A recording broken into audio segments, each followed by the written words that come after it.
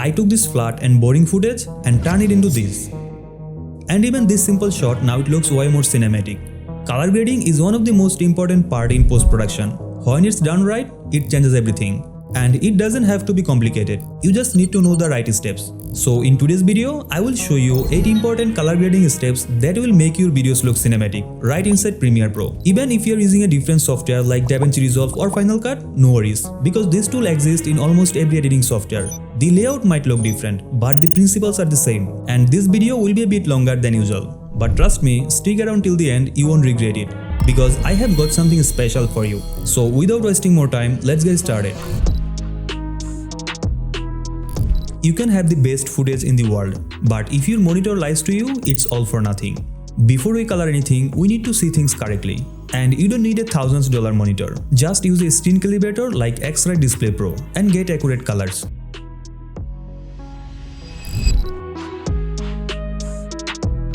If your camera supports log, turn it on. Log is a flat color profile that captures more information in the shadows and highlights, which means you have got more flexibility when editing. Once you bring it into Premiere Pro, under the Lumetri Color tab, apply the log to Rec 709 conversion lot to normalize the colors. Before you start grading, your foundation needs to be solid, and let's begin with exposure and white balance. Open the Lumetri scopes and enable the waveform. And change the waveform type to Luma. This will help you to see what your eyes might miss. Now head over to the basic correction and adjust the exposure. And rule of thumb, don't let your highlights spike above 90 IRE, unless it's something intentionally bright like the sun or a lamp. Next, let's fix the white balance. That simply means black should be black and white should be truly white. Use the eyedropper tool to select something white in your frame.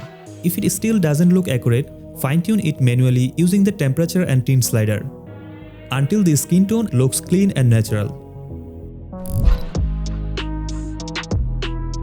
Contrast isn't just about making your image pop by crushing blacks and boosting whites. It's about luminance separation, the difference between bright and dark areas, which gives your image depth, mood, and clarity. Let's add a new Lumetri color effect. Under the Effect Controls panel, rename the first one to White Balance and this one to Contrast. This thing keeps organized in case you need to make changes something later. And the most accurate way to contrast by using the Curves tool. Start by placing 3 control points in the shadows, midtones and highlights. Now slightly pull down the shadows to deepen the blacks. But don't drag it all the way down to 0. That would crash your blacks and remove the detail from the shadows. Keep shadows around 5 IRE on your waveform to retain the subtle texture in dark areas. Next, lift the highlights, but stay below 90 to 95 IRE to avoid clippings. And as you can see here, the highlights are slightly over 90 and I am losing the detail in the sky. But no worries, we will fix it later. Now let's bring up the midtones a bit. This usually helps brighten up the skin tone. And here is a filmic trick. You will notice that in most movies, the shadows aren't pure black. To create that look, slightly raise the bottom point on the curve. It will give you that milky black tone.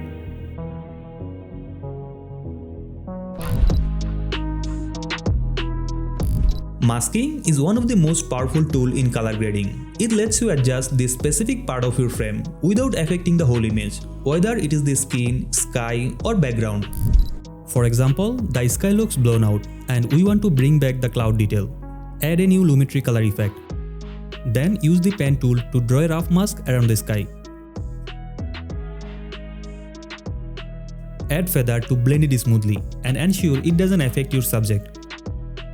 Now lower the exposure slightly. Open the Curves tool and pull down the midtones a bit. But you can see that the clouds still don't return. It only darkens the mask area. It's because the mask is below the contrast layer and this one already removes the detail. So move the mask above the contrast layer and the clouds will come back.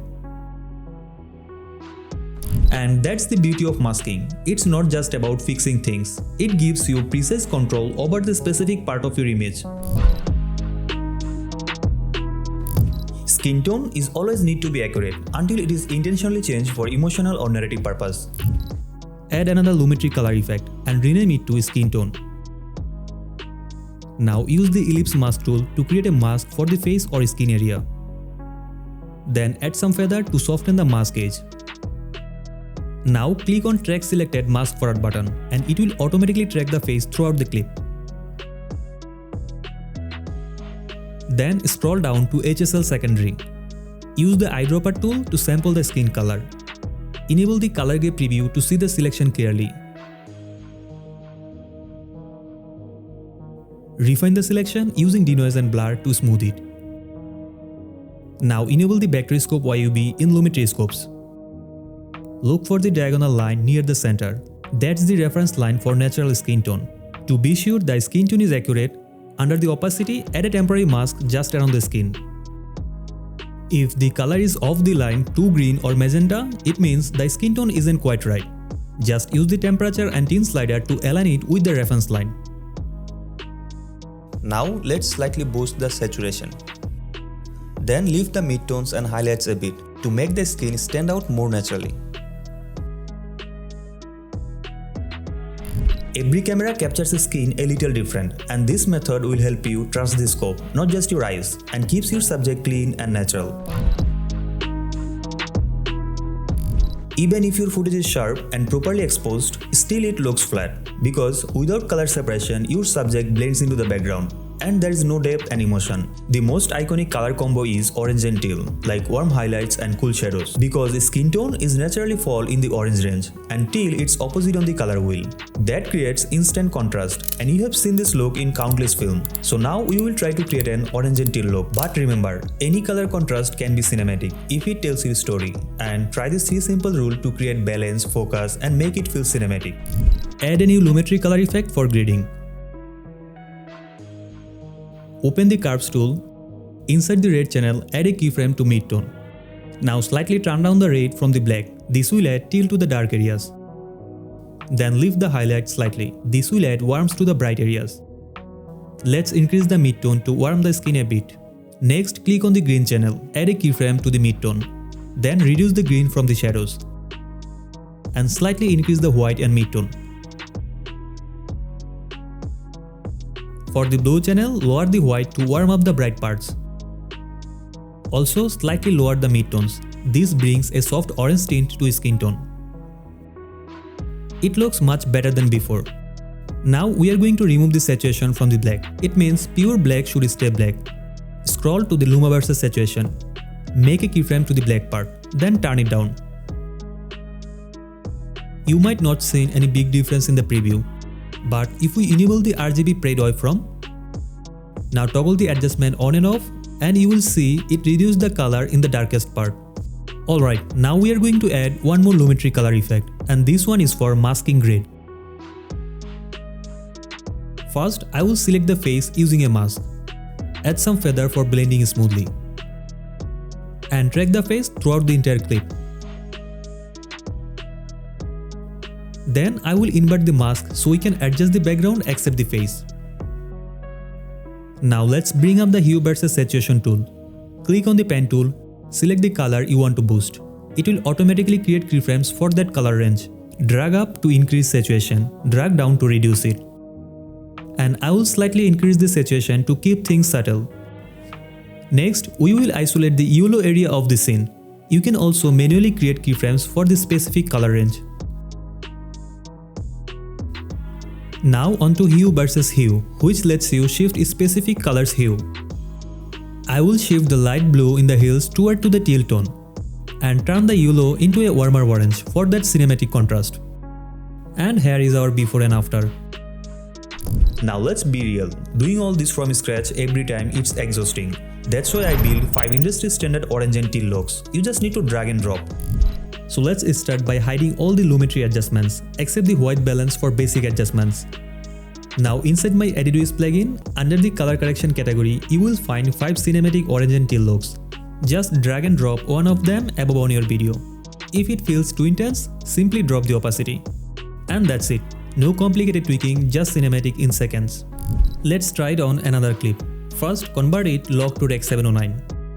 Then fix the white balance and exposure. Now just drop an orange and teal look. And that's it. Let's try one more.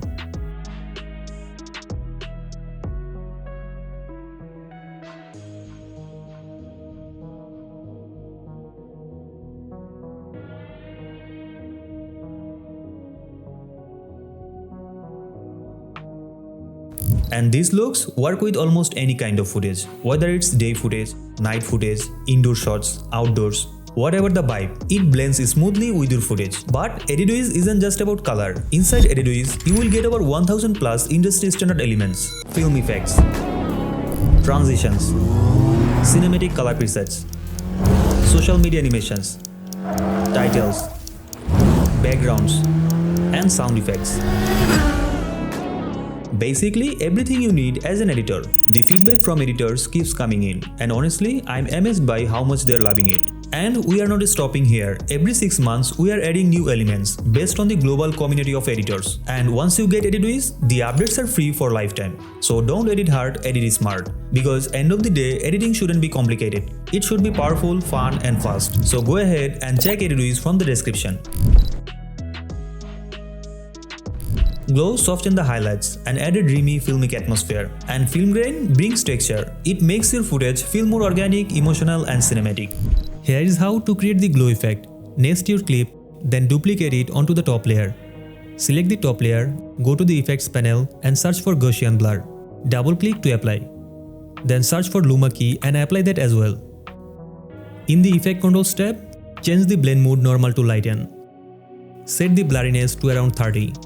Under the Luma key, lower the threshold to 80% and raise the cutoff to 20%. You may not notice a huge changes, but if we zoom into the program window, you will see a subtle glow in the highlights. To finish it off, let's add some film grain. Inside my EditWiz plugin, under the film blocks, you will find 5 professionally designed film grain overlays. Just drag and drop one over your clip. And that's it. It's a small detail, but it makes your footage to feel more authentic and cinematic. Here is the final before and after. Alright, now let's talk about the special part that I told you earlier. I'm giving away 5 lifetime licenses to my EditWiz plugin and completely free. To enter the giveaway, you just need to leave a comment below. What effect or preset do you wish existed inside the plugin? And if it's missing from our plugin, we might just add it in our next update. Then fill out the short form from the description so we can reach out if you win, and I will post the winner's name to my Instagram broadcast, so make sure to follow there. And I know some of you use DaVinci Resolve, Final Cut or other software. Don't worry, just enter the giveaway. I will send you my 5 signature orange and teal lots if you win, which you can use in almost every editing software, and they are also linked in the description if you want to grab them separately. And if you are still watching, then you are part of the 10% who actually finish the video. That means you are serious about learning and growing. Remember that you don't need to be perfect, just enjoy the process and never stop creating.